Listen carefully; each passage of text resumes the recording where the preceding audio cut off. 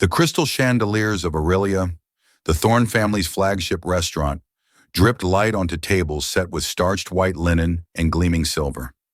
It was a place built on the illusion of perfection, a stage where the city's elite performed their nightly rituals of power and prestige. For 22-year-old Clara Evans, it was just a job, a grueling, high-pressure performance of her own, one that paid the rent on a cramped apartment and, more importantly, the mounting medical bills for her mother, whose lungs were slowly, inexorably failing her. Clara moved with an economy of motion honed by years of practice, her smile a carefully constructed mask of pleasant neutrality. She could balance 3 plates on one arm, recite the day's specials in a hushed, reverent tone, and anticipate the needs of a table before they were even voiced. But beneath the polished veneer, she was bone-weary. The fatigue was a physical ache in her shoulders and a deeper, more corrosive exhaustion in her soul. Tonight, the main event was Table 7, nestled in the restaurant's most coveted alcove, with a panoramic view of the glittering city skyline.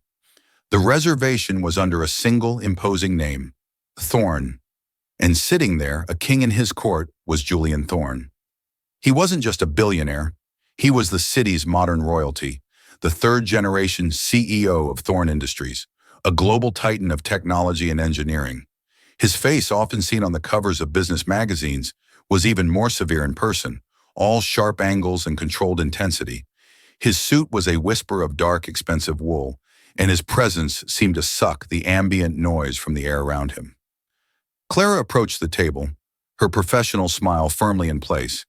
"Good evening, Mr. Thorne. May I get you started with something to drink this evening?" Julian Thorne didn't look up from the document he was perusing. He gestured dismissively toward the woman across from him, a sleek, calculating woman in her late 40s, whom Clara recognized as his chief legal counsel. "Mrs. Albright will have her usual. I will have a scotch, neat." His voice was low, clipped, a sound accustomed to immediate obedience. As Clara took the drink orders, her gaze inadvertently fell upon his right hand, which rested on the table. It was a strong, capable hand, but it was the ring on his 4th finger that made her breath catch. It wasn't the kind of ostentatious jewelry many of the restaurant's patrons favored. This was different. It was a signet ring, crafted from a warm, burnished gold, its face an intricate carving of a stylized compass rose. But what made Clara's heart slam against her ribs was the unique, almost invisible detail of its construction. The band wasn't solid, it was woven from 2 separate strands of gold, one smooth and polished, the other with a fine cross-hatched texture. And on the bezel, so small it was almost a secret, was the telltale sign of a hinge and a clasp. It was a locket ring, an incredibly rare and complex design. Her mind flashed back to a dusty, cluttered workshop, the smell of lubricating oil and polish filling the air. It was Mr. Abernathy's old watch and jewelry repair shop, where she'd worked for 3 years through high school to save money. He was a master of antique mechanisms, a curmudgeon who saw genius in tiny gears and hidden class. He had taught her to look beyond the surface, to see the craftsmanship, the maker's secrets. "Any fool can see a diamond, Clara," he'd rasped, his loop screwed into his eye. "The real story is in the setting, in the mechanism." She saw her mother's hand, frail and thin against her bed sheets, clutching an identical ring. The same burnished gold, the same woven band, the same hidden clasp. It was her mother's most sacred possession, the one thing she refused to part with, even as their savings evaporated. "It belonged to your great-grandfather," she would whisper, her voice thin. "It's a testament, a promise of a truth that was buried." The words escaped Clara's lips before she could censor them, a quiet, involuntary murmur. "Hi, sir. My mother has a ring, just like yours." Julian Thorne froze. The world seemed to stop for a moment.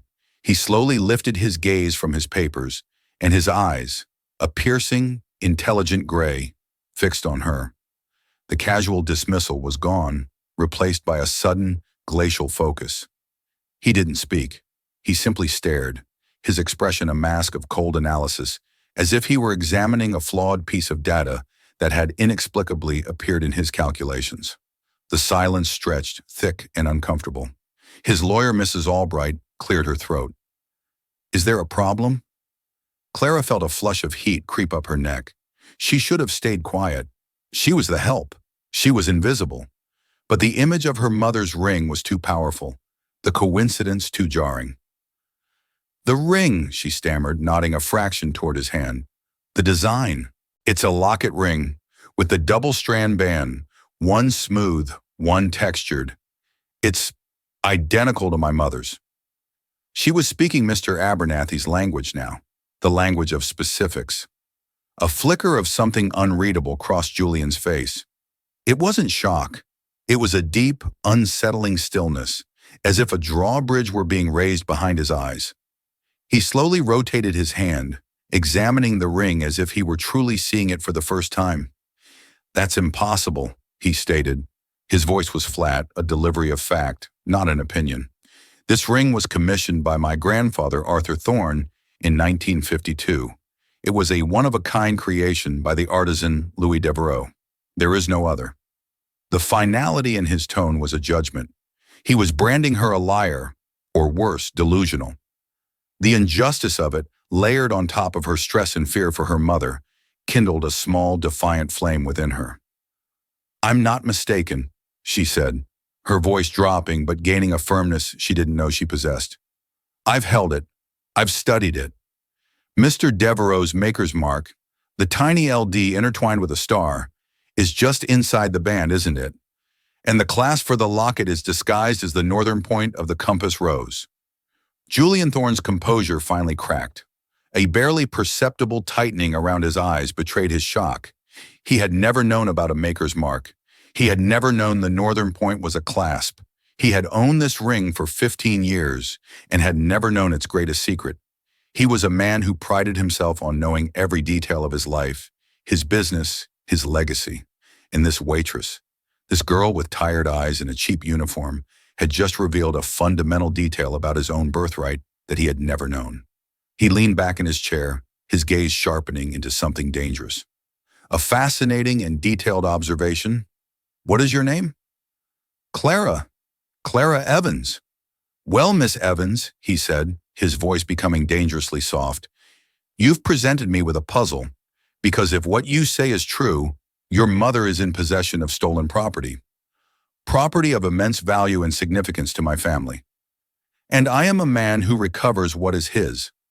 He reached into his jacket, not for a wallet, but for a sleek, silver business card.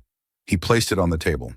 You have 24 hours to contact my office and arrange for the ring's return. If you do not, I will assume you are an accomplice to theft, and I will involve the authorities. We are finished here. He stood abruptly, his meal forgotten. Mrs. Albright scrambled to gather her papers, shooting Clara a look of pure venom. He didn't leave money on the table. He didn't acknowledge her further. He simply turned and walked away, a force of nature leaving a trail of quiet destruction in his wake. Clara stood frozen, the business card a cold, metallic threat on the pristine white tablecloth. She had seen a ring and spoken a simple truth. Now she was being accused of a crime, and she had just invited a titan of industry to declare war on her family. The illusion of perfection in the grand restaurant had been shattered, and for Clara, the real world had just become a terrifyingly dangerous place. The taxi ride to her mother's small apartment was a blur of streetlights smearing across the window. Julian Thorne's words echoed in her head, cold and precise. Stolen property, accomplice to theft, involve the authorities. It was absurd. Her mother, Sarah Evans, was a retired librarian, a gentle soul whose greatest crime was an overdue library book. The idea of her possessing something stolen was a violation of the natural order of the world. She found her mother in her favorite armchair, a thick afghan draped over her lap, an oxygen tube tracing a delicate, cruel line across her face. The hiss of the concentrator was the constant, metronomic soundtrack of their lives. Clara, honey, you're home late, Sarah said, her voice breathy but warm. Clara knelt by the chair, taking her mother's cool, dry hand in hers. Rough night at work. She couldn't bring herself to unload the full, terrifying story. Not yet. Mom, she began, her voice gentle, I need you to tell me about the ring again. About great-grandpa. I need to know everything. A familiar, guarded look clouded Sarah's eyes. Why this sudden interest, sweetheart? It's an old, sad story.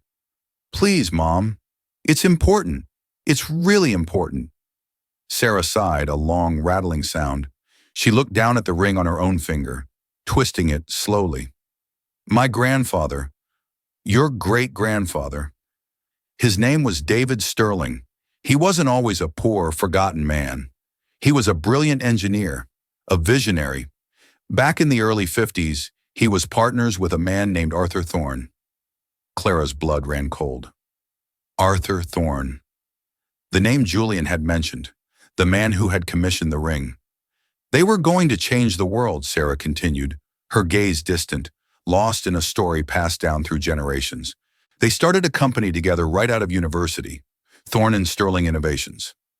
David was the genius, the dreamer who sketched impossible designs on napkins. Arthur was the businessman, the pragmatist who could secure funding and charm investors. They were a perfect team. Their biggest project was a new type of gyroscopic stabilizer, something that would revolutionize aviation and shipping. It was David's masterpiece. She paused, taking a shallow breath. They were on the verge of filing the patent. They celebrated. Arthur brought a gift for David, a pair of identical rings he'd had made by a French artisan to symbolize their partnership. Two strands woven together, just like them. The compass rose to show they would always guide the company forward together. Clara stared at her, the pieces clicking into place with a horrifying logic. A pair of rings, she whispered. Yes, Sarah said, her voice trembling slightly. And then, it all fell apart. A week later, military police showed up at my grandfather's door. He was arrested, accused of selling state secrets to the Soviets. The evidence was damning. Documents planted in his study, false testimonies from people he'd never met. It was the height of the Cold War, the Red Scare. An accusation was as good as a conviction. The story was a tidal wave, pulling Clara under. This wasn't a simple theft. It was something far darker. Arthur Thorne testified against him, Sarah said, a single tear tracing a path down her wrinkled cheek. His own partner. He claimed he'd suspected David for months.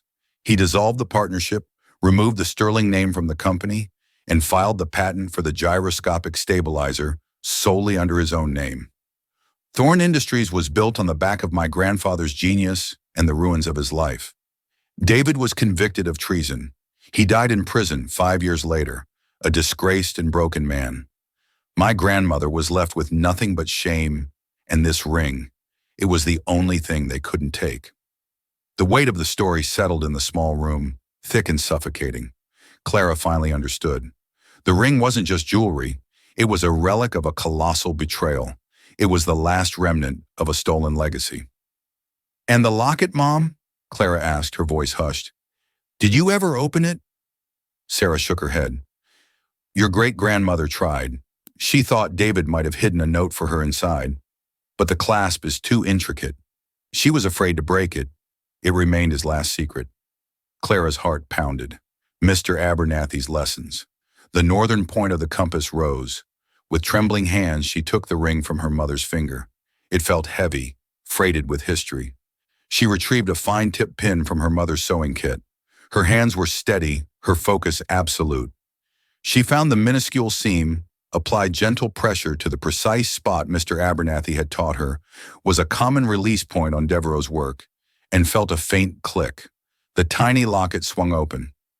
Inside, nestled in the cramped space, was not a note or a picture. It was a tiny, tightly folded square of onion skin paper, yellowed with age. Clara carefully extracted it with a pair of tweezers and unfolded it. On it, written in a small, precise hand, was a string of characters, FNB-DE 1952-717. It meant nothing to her, but it was a clue. It was the secret David Sterling had hidden away, a final message from the grave. Miles away in his penthouse office that overlooked the city like a hawk's nest, Julian Thorne was seething. The girl, Clara Evans, had unsettled him. It wasn't her claim that bothered him as much as her knowledge. The maker's mark, the secret clasp. How could she possibly know that? He had his head of security, a former MI6 agent named Finch, run a deep background check. The file came back within hours. Clara Evans, honor student, part-time waitress, former part-time employee at an antique jewelry and watch repair shop. The last detail made him pause. It was a possible explanation, but it didn't explain her mother. The file listed Sarah Evans, née Sterling, and her grandfather, David Sterling. The name hit Julian like a physical blow. He strode to the secure archive room adjacent to his office, a climate-controlled vault that held the original documents of Thorn Industries. He knew the official history by heart. He pulled the founding charter, Thorn and Sterling Innovations, and then the 1953 addendum, formally dissolving the partnership and striking the Sterling name. Attached was a summary of the espionage trial of David Sterling. The official narrative was clear, concise, and damning. Sterling was a traitor who had almost sunk the company before Arthur Thorn's patriotism and business acumen saved it. It was the bedrock of the Thorn legacy, a story of integrity triumphing over treachery. But the girl's confidence gnawed at him. He took off his own ring and examined it under a powerful desk lamp. For the first time, he saw the faint, almost invisible seam around the northern point of the compass. Using a letter opener, he pried at it clumsily, scratching the gold. Annoyed, he buzzed his assistant. "Get Mr. Antonelli from the estate jewelers on the line. I need him here in 30 minutes." When the elderly, impeccably dressed jeweler arrived, Julian instructed him simply, "Open it." Mr. Antonelli, with the delicate tools of his trade, worked for a few moments before a soft click echoed in the silent office. The locket on Julian's ring swung open. It was empty. The emptiness was more shocking than if it had contained a diamond. It was a void, a question mark. Why would his grandfather commission an empty locket? Unless it wasn't supposed to be empty. Why was there a secret compartment in his ring, but no secret? He dismissed the jeweler and stared at the two names in the file Finch had prepared. Arthur Thorn, David Sterling. He looked at the empty locket on his desk. He thought of the waitress, her defiant eyes, her impossible knowledge. "Finch," he barked into his intercom. "I want to know everything about the trial of David Sterling. Not the official summary. I want the original court transcripts. I want the evidence logs, witness lists, everything. Unseal it if you have to.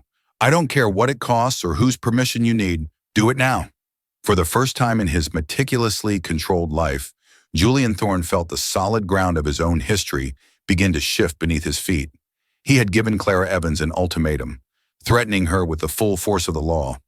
Now he was beginning to suspect that for the past 70 years, the law had been on the wrong side. The 24-hour deadline passed in a haze of anxiety for Clara.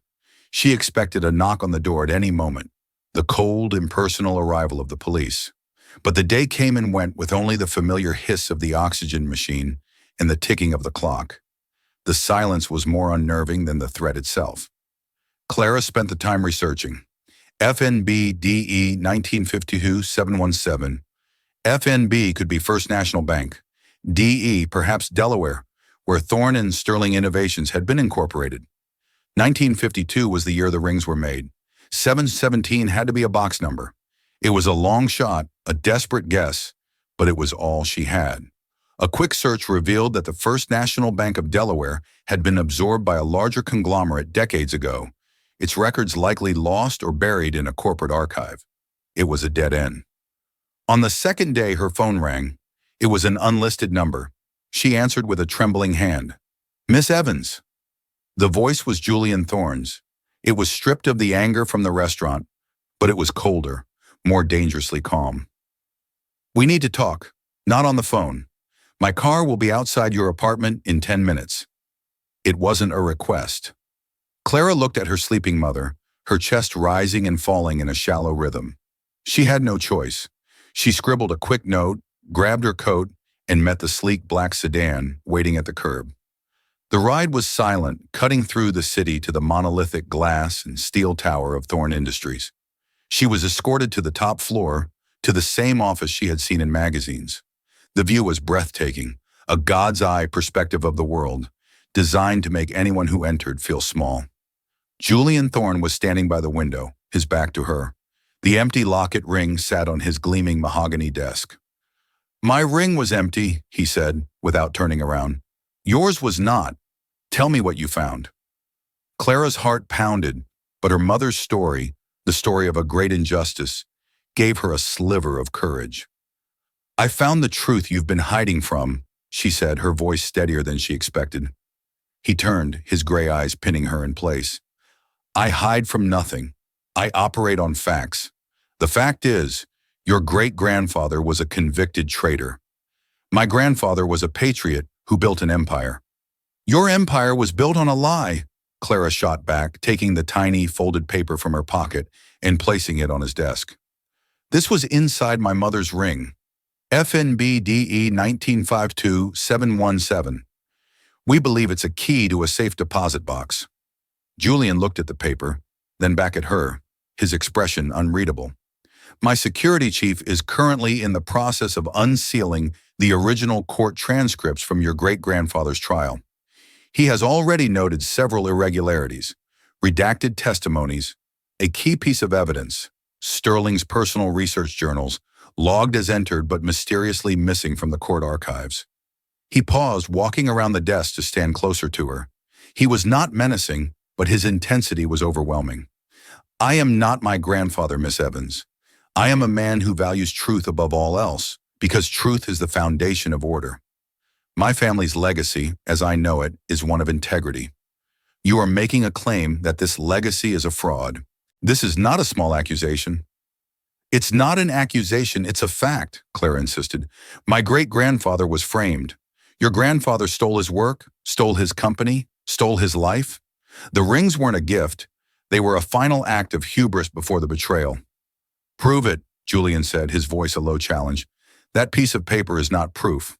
It's a curiosity. You have a family story, a narrative of grievance passed down through generations. I have court documents, historical records, a 70-year legacy of success. The burden of proof is on you." A sudden, cold fury washed over Clara. The arrogance, the dismissal of her family's pain as a mere narrative of grievance. "Then help me prove it," she countered, her voice ringing with newfound strength. "If you truly value the truth, then this curiosity should be as important to you as it is to me. A safe deposit box in Delaware. Your name, the Thorne name, can open doors that are sealed shut for people like me. If you're not afraid of what's inside that box, you'll help me open it. But if you refuse, it only proves you have something to hide." She had him. She could see it in the subtle shift of his posture, the flicker in his cold gray eyes. She had challenged not his power or his wealth, but the one thing he held most dear, his belief in the unimpeachable integrity of his own name. Her challenge was a gauntlet thrown down, and he was not a man to walk away from a challenge. He was silent for a full minute, the only sound in the vast office the faint hum of the city far below. "Finch is very resourceful," he said finally, picking up the small piece of paper. "He will locate the bank in the box. I will arrange for a court order to have it opened. You will accompany me to Delaware. You will witness firsthand what is inside that box. And when we find it empty or filled with meaningless sentiment, this fantasy of yours will be over. Is that understood?" "And when it's not empty?" Clara pressed, refusing to back down. "When it holds the proof that my great-grandfather was innocent?" Julian Thorne allowed himself a small, mirthless smile. "Then, Miss Evans," he said, his voice laced with an irony as sharp as broken glass, "my family and I will have a much bigger problem than a stolen ring." The journey to Wilmington, Delaware, was surreal.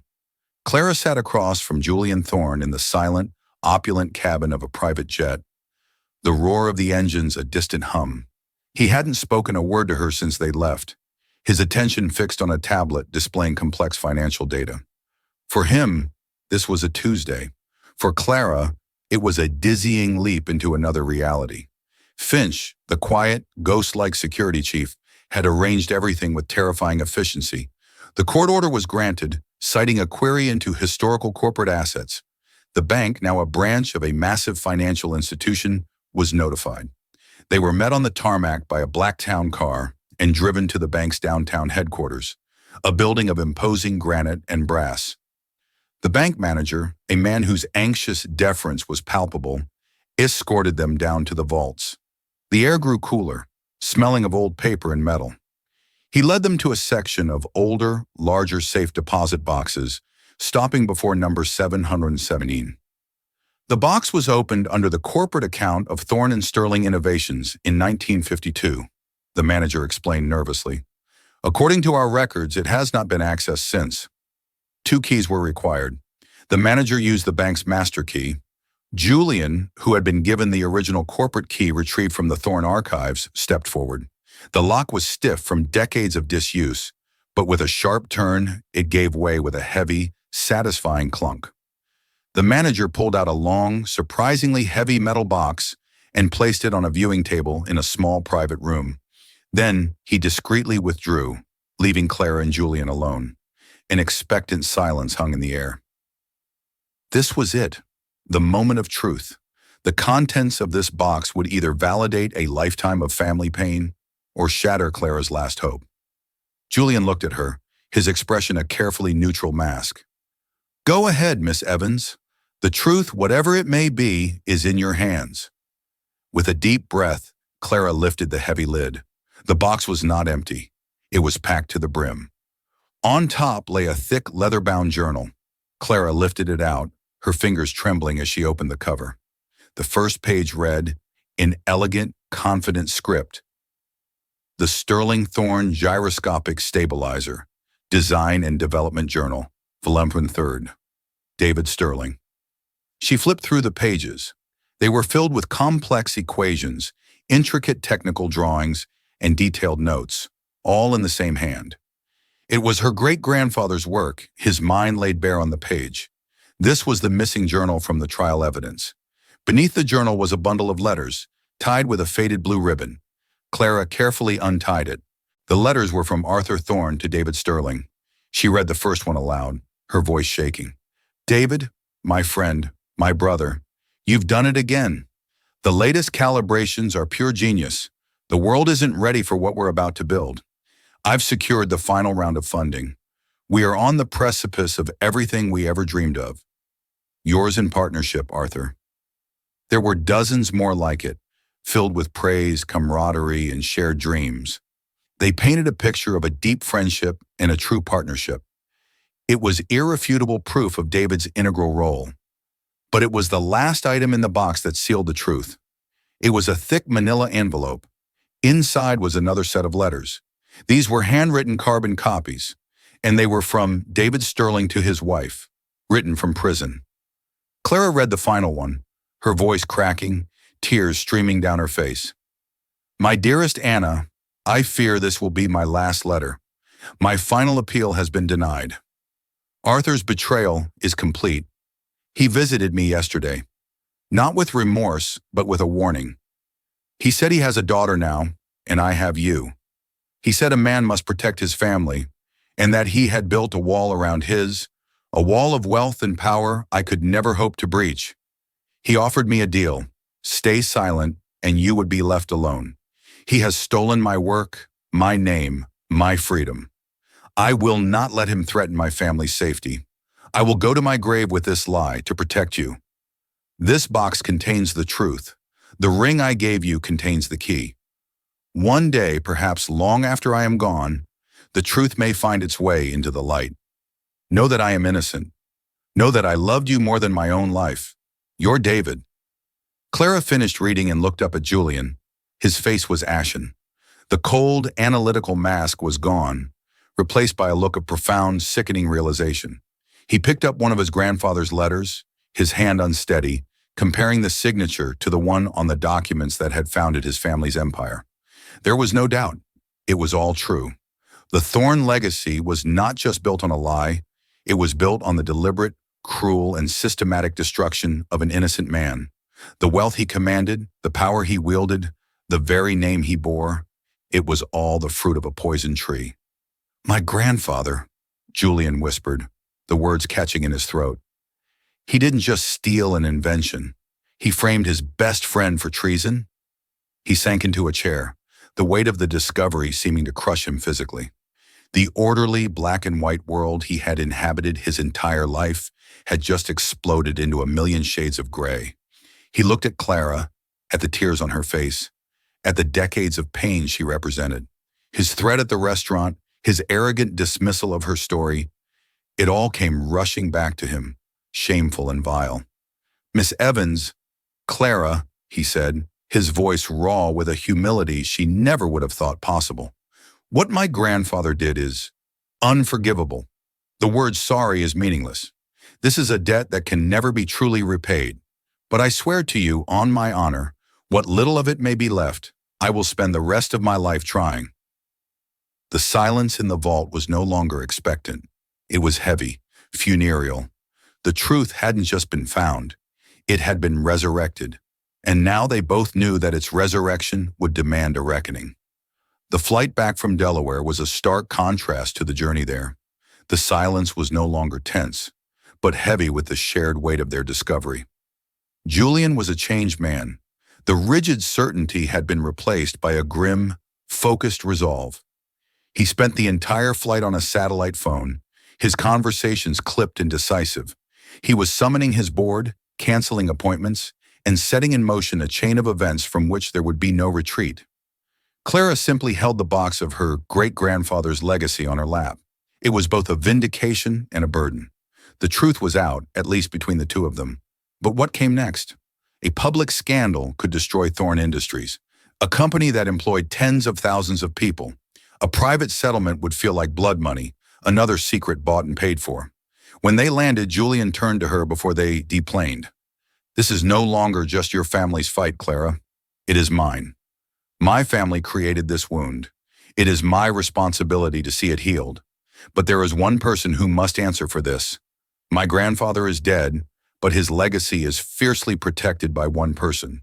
My grandmother, Eleanor Thorne, the matriarch, a woman of iron will and terrifying social grace, who lived in the family's ancestral estate outside the city. Clara had seen pictures of her at charity galas, poised, elegant, the epitome of old money and untouchable power. She knew, Julian said, his voice flat. She must have known.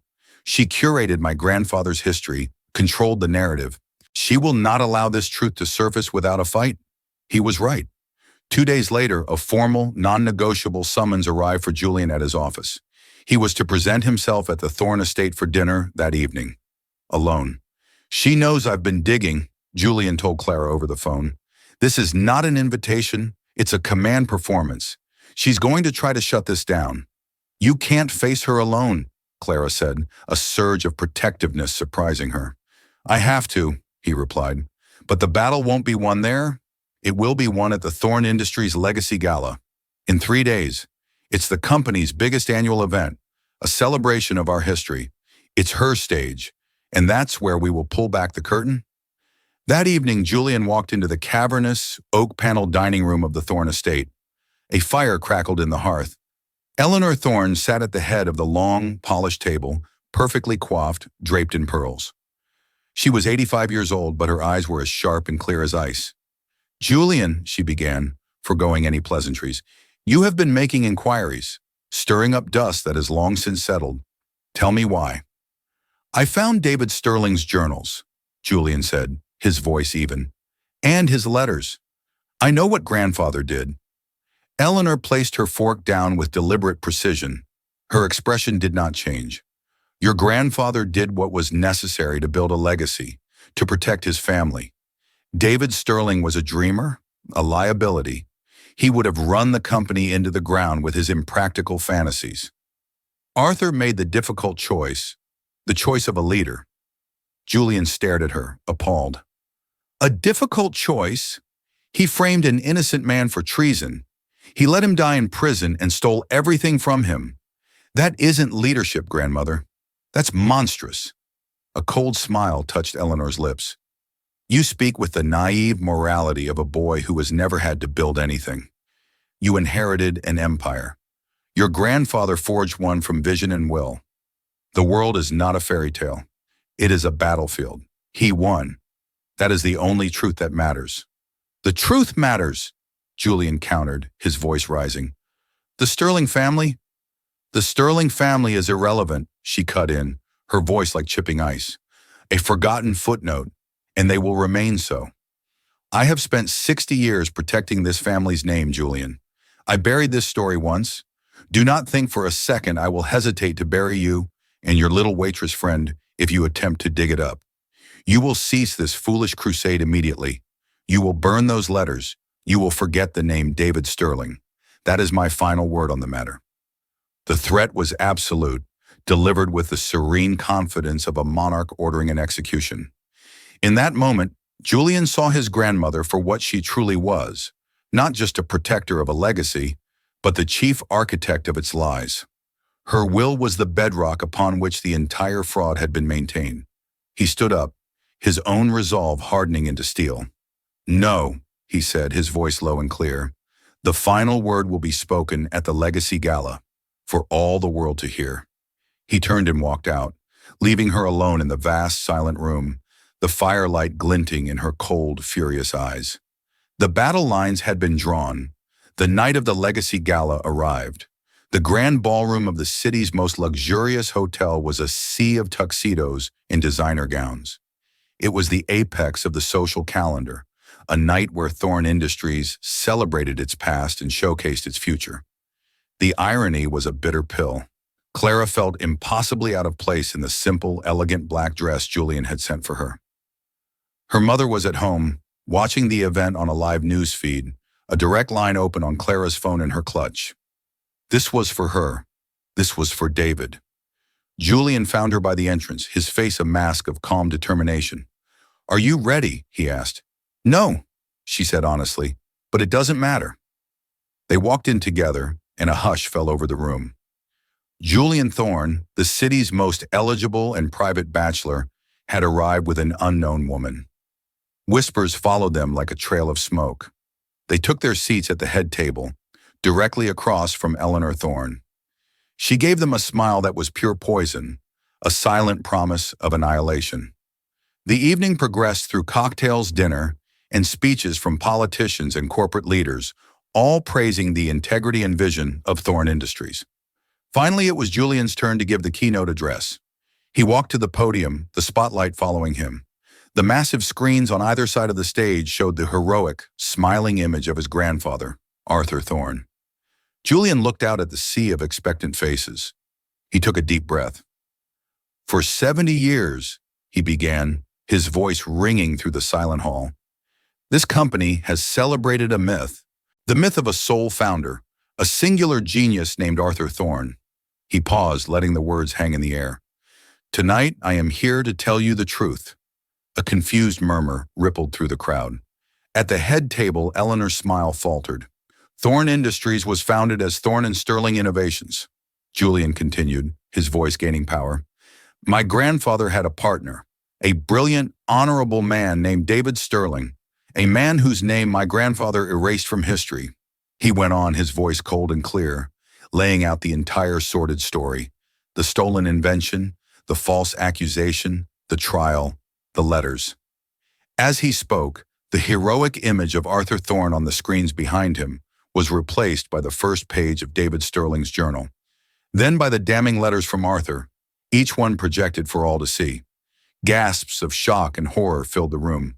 Cameras flashed. Reporters were scrambling. Eleanor Thorn rose from her seat, her face a mask of pure fury. Security, she hissed. Cut his microphone. Stop this immediately. But the security guards, loyal to their CEO, remained motionless. Julian turned his gaze to his grandmother. You knew, he said, his voice no longer accusatory, but filled with a deep, sorrowful certainty. You knew all along, and you let the lie stand. This was Clara's cue. She walked to the podium, taking the second microphone. She was no longer just a waitress. She was the living legacy of the man they had wronged. Her voice, though quiet, was steady and clear, amplified throughout the vast hall. My name is Clara Evans. I am David Sterling's great-granddaughter. My mother is watching this tonight. For 70 years, my family has lived with the shame and injustice of a lie. We don't want your money. We want what was stolen from us. We want our name back. We want the truth. She held up the last letter from her great-grandfather. the one written from his prison cell. The cameras zoomed in, projecting his heartbreaking words onto the giant screens. One day, the truth may find its way into the light.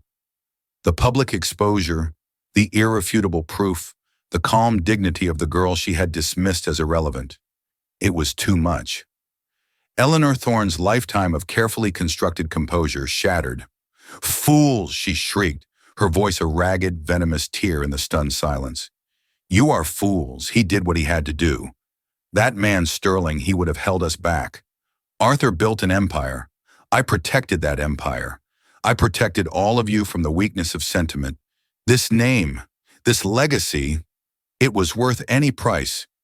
Her confession, raw and absolute, echoed through the ballroom, captured by every microphone and camera in the room.